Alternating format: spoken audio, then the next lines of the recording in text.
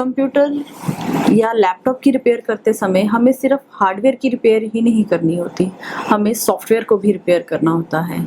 इसके लिए हमारे पास ऑपरेटिंग सिस्टम होना अनिवार्य है। इसमें हमें bootable CDs, bootable pen drives या एक्सटर्नल हार्ड डिस्क की मदद से हम इसमें सॉफ्टवेयर को डाल सकते हैं, सॉफ्टवेयर को रिपेयर कर सकते हैं। कंप्यूटर या लैपटॉप में सॉफ्टवेयर रिलेटेड प्रॉब्लम्स में सबसे मेन इशू वायरस का रहता है। इसके लिए हमें एंटीवायरस सॉफ्टवेयर की आवश्यकता होती है। एक्सटर्नल या इंटरनल स्टोरेज किसी में भी वायरस हो उसे हम एंटीवायरस की मदद से निकाल सकते हैं। इसी तरह हार्ड डिस्क में कोई बैड सेक्टर आ गया है तो उसको भी हम डिस्क यूटिलिटी सॉफ्टवेयर द्वारा निकाल सकते हैं। इसी तरह अगर डाटा लॉस हो गया है तो हमें उसके लिए डाटा रिकवरी सीडीज़ की आवश्यकता पड़ती है या डाटा रिकवरी सॉफ्टवेयर की आवश्यकता पड़ती है ताकि हम अपने डाटा को वापस हासिल कर सकें। कई बार हमारे कंप्यूटर्स में ऐसी प्रॉब्लम रहती है कि साउंड नहीं आ रहा है, तो इसके लिए हमें उसमें दोबारा से ड्राइवर इंस्टॉल करने की आवश्यकता पड़ जाती है। तो उसके लिए हमारे पास साउंड कार्ड के ड्राइवर्स होने चाहिए। इसी तरह कई बार पिक्चर्स नहीं आ रही हैं तो हमें वीडियो ड्राइवर्स की आवश्यकता पड़ती है। ये सभी सॉफ्टवेयर्स हमें ऑनलाइन उपलब्ध होते हैं। यह फ्रीवेयर भी होते हैं, ओपन सोर्स जिन्हें कहा जाता है। इन्हें हम डाउनलोड कर सकते हैं इंटरनेट पे और आगे इस्तेमाल करने के लिए सीडीज़ में स्टोर करके रख सकते हैं, पेन ड्राइव्स में स्टोर कर सकते हैं। सीडीज़ को अगर हमने इसे सीडी में स्टोर किया है तो इसके लिए हमारे पास सीडी का बैग होना आवश्यक है। इसमें हम अपनी सीडीज़ को स्टोर कर सकते हैं। किसी भी व्यवसाय को शुरू करने के लिए हमें टूल्स की आवश्यकता होती है। ये टूल्स अच्छे ब्रांड के होने चाहिए और सर्टिफाइड कंपनी के होने चाहिए। ये ISO मार्क होने चाहिए। इसको खरीदने के लिए हमें मार्केट सर्वे करना होता है या इसे हम ऑनलाइन भी चेक कर सकते हैं कि हमें ये टूल्स कहाँ से उपलब्ध हो सकते हैं। इसकी गुणवत्ता का हमेशा ध्यान रखना चाहिए। इसे खरीदने से पहले हम इसकी गुणवत्ता, इसकी प्राइस के बारे में पता कर लेना चाहिए और लोकल मार्केट में कहाँ अवेलेबल हैं या कहाँ यह मिल सकते हैं, इसकी जानकारी ले लेनी चाहिए। यदि हमें इन टूल्स के बारे में जानकारी नहीं है तो अपने किसी पहचान वाले से इनके बारे में जानकारी प्राप्त कर लेनी चाहिए कि ये कहाँ से उपलब्ध हैं और किस क्वालिटी का सबसे अच्छा टूल हमें रहेगा। इसके लिए हम अपने फ्रेंड्स की, अपने मित्रगणों की मदद ले सकते हैं। कंप्यूटर में कॉमनतर 10 ऐसी प्रॉब्लम्स हैं जो हमारे पास मेन रहती हैं। कंप्यूटर हमारा स्टार्ट ही नहीं हो रहा है या कंप्यूटर की स्क्रीन ब्लैंक आ रही है। तीसरा, कंप्यूटर का ऑपरेटिंग सिस्टम अच्छे से काम नहीं कर रहा है या कंप्यूटर स्लो काम कर रहा है।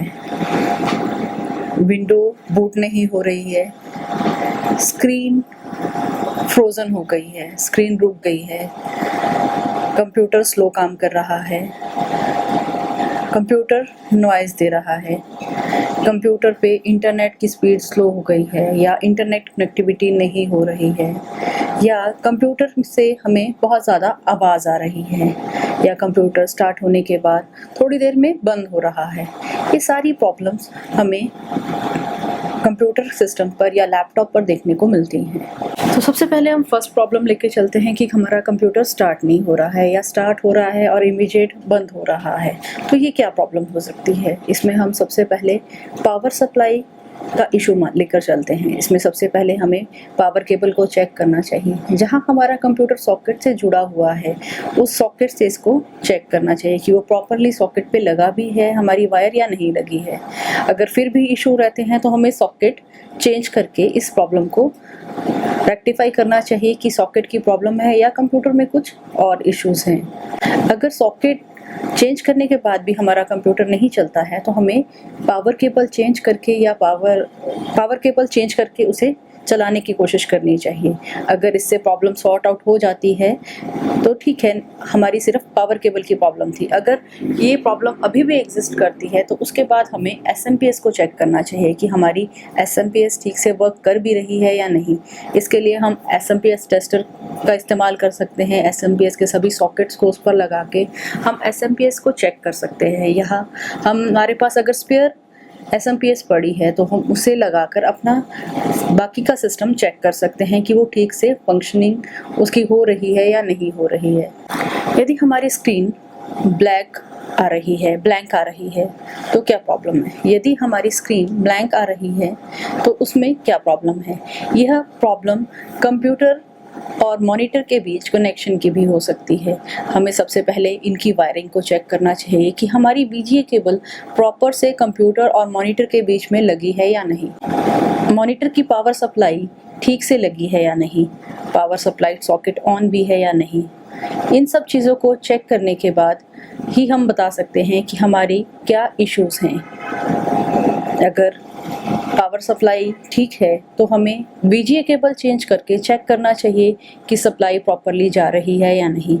अगर उसमें भी दिक्कत रहती है तो हमारे को कंप्यूटर के इंटरनल कनेक्शंस को चेक करना चाहिए। मेनली हार्ड डिस्क और कंप्यूटर के बीच में जो कनेक्टिंग केबल है उसको चेक करना चाहिए। एसएमपीएस की जो पावर सप्लाई हार्ड डिस्क पे जा रही है उसे चेक करना चाहिए कि वो प्रॉपरली इंसर्ट है या नहीं।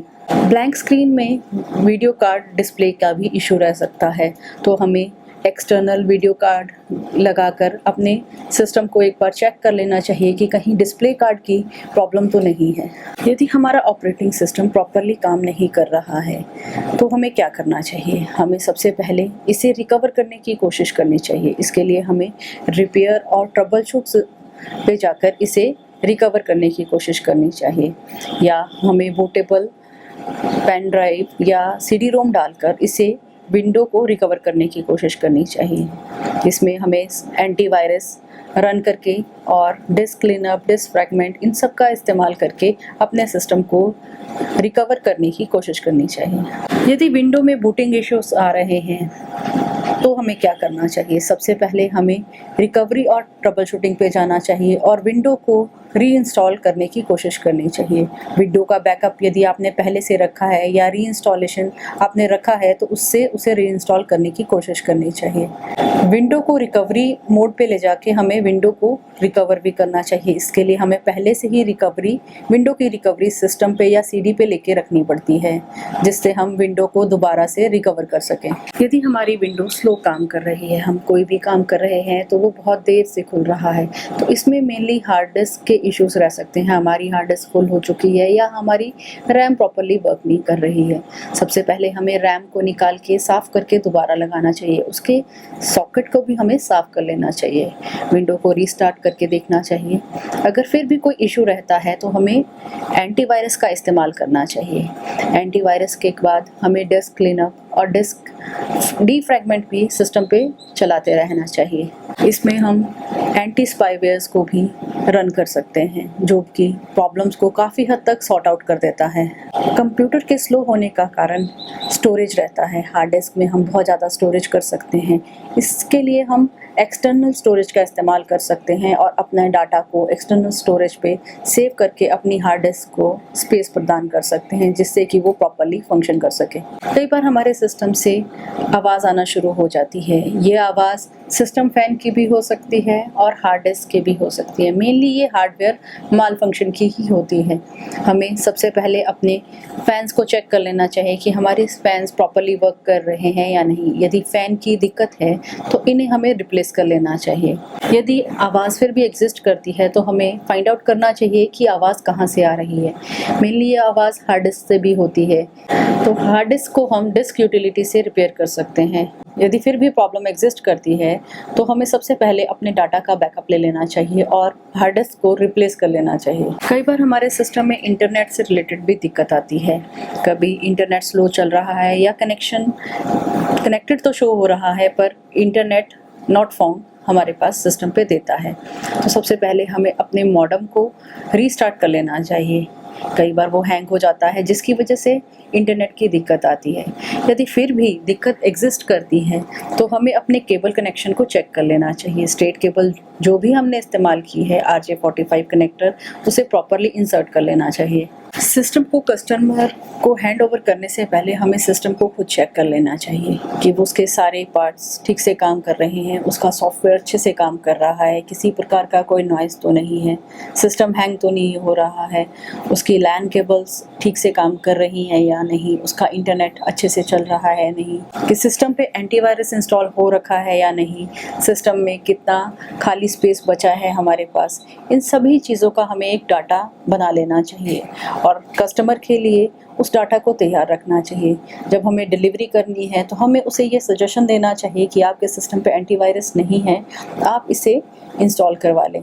डिस्क क्लीनअप, डिस्क फ्रैगमेंट के बारे में हमें उन्हें टेक्निकली बताना चाहिए कि ये सब कैसे रन करते हैं।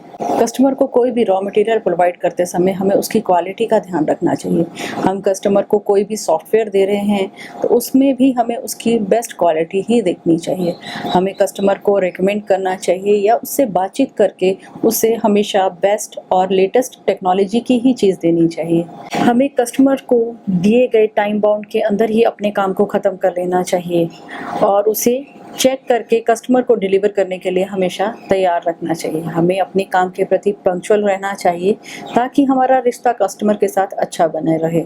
हमें कस्टमर को जो भी सर्विसेज हमने उससे वादा किया है उसे टाइम पर देना चाहिए, चाहे हमें उसे ऑन साइट सपोर्ट कर रहे हैं, चाहे उस सर्विस को हम ऑफ साइट सपोर्ट कर रहे हैं, उसे टाइमली और पंक्चुअलिटी से हमें निभाना चाहिए ताकि हमारा रिश्ता कस्टमर के साथ अच्छा बना रहे। यदि आप अपना कंप्यूटर या लैपटॉप रिपेयर का बिज़नेस शुरू करना चाहते हैं या कर रहे हैं तो आपको उसे प्रमोट भी करना पड़ेगा। प्रमोशन के लिए आप सोशल मीडिया का सहारा ले सकते हैं। इसमें आप फेसबुक, व्हाट्सएप, मैसेजिंग के थ्रू अपनी शॉप को या अपने व्यवसाय को प्रमोट कर सकते हैं। व्हाट्सएप पे हमने बहुत सारे फ्रेंड ग्रुप बनाए रखे होते हैं। हम इन पे अपनी शॉप से रिलेटेड एड्स डाल सकते हैं, हम अपने स्टेटस पे अपनी ऐड डाल सकते हैं जिसे हमारे फ्रेंड्स भी देखते हैं और उनसे जुड़े हुए लोग भी देखते हैं और इस तरह हम अपने बिजनेस को प्रमोट कर सकते हैं। उसी तरह हम अपने व्यवसाय से संबंधित वेबसाइट डिज़ाइन कर सकते हैं या वेबसाइट डिज़ाइन करवा सकते हैं जिसके थ्रू हम अपने द्वारा दी जाने वाली सर्विसेज को प्रमोट कर सकते हैं और उनके अपनी वेबसाइट का लिंक मैसेजिंग, व्हाट्सएप या फेसबुक के द्वारा शेयर करके अपने काम को प्रमोट कर सकते हैं। वेबसाइट में हम कस्टमर को डिफरेंट टाइप्स के ऑफर दे सकते हैं। जो भी हमारी प्राइस लिस्ट है, जो भी हमारे रॉ मटेरियल की प्राइस लिस्ट है या हमारे सर्विस चार्जेस हैं, उन सब की लिस्ट हम कस्टमर्स को वेबसाइट पे ही प्रोवाइड कर सकते हैं जिससे हमारे व्यवसाय की प्रमोशन अच्छे से होगी और वो औरों को भी इस चीज़ के लिए रिकमेंड कर सकते हैं। अपने व्यवसाय को बढ़ाने के लिए हम अपने फ्रेंड सर्कल का भी इस्तेमाल कर सकते हैं। इसमें हम रिश्तेदारों को भी मैसेजिंग करके अपने द्वारा दी जाने वाली सर्विसेज और अपने व्यवसाय के बारे में बता सकते हैं। जब भी हम कस्टमर को कोई सर्विस दे रहे हैं तो हम उन्हें एक्स्ट्रा सर्विसेज प्रोवाइड करके भी उनके साथ अपने रिश्ते अच्छे बना सकते हैं, जैसे कि विंडो मीडिया प्लेयर इंस्टॉल कर दिया, गेम्स इंस्टॉल कर दी या टाइपिंग ट्यूटर इंस्टॉल कर दिया, जैसे कि कस्टमर की रिक्वायरमेंट हो। एक्स्ट्रा सर्विस देने से उनसे हमारे रिश्ते अच्छे बनते हैं और वो लाइफ टाइम हमारे व्यवसाय के साथ जुड़े रहते हैं।